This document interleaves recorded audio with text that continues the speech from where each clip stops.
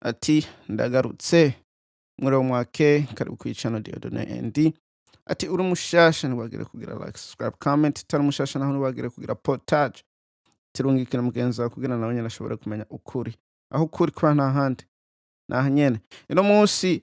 tugiye kuyaga ku kantuzenya gusa aka video gato aho Paul Kagame wavuga ngo ati yari afise agashavu aho yariko aratuka mugani ndibaza sigitutsi mugani inge uraza kumviriza ico gitutsi carico ego wati iyi ni video nto nagapande gatonya ku video ndende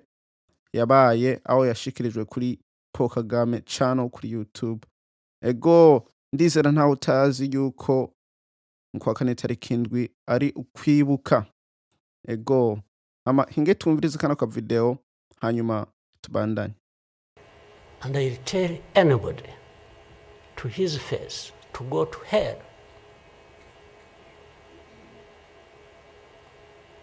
If anyone comes around and thinks they can,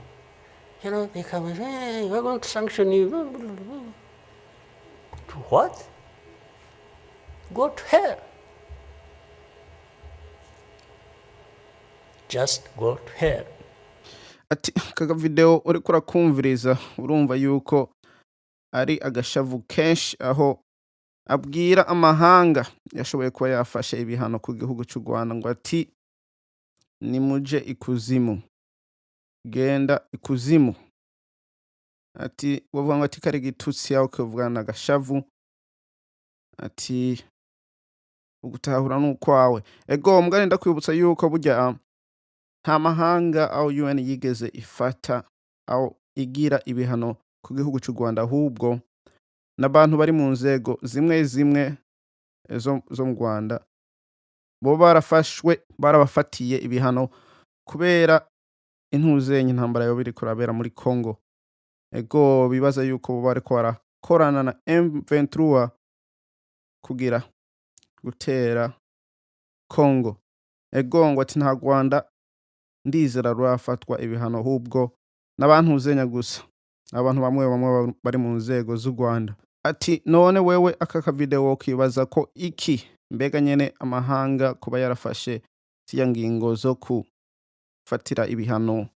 abantu bamwe mu nzego z'u Rwanda byo bari ibintu biriko birakora byo biriko biratera ubwoba Paul Kagame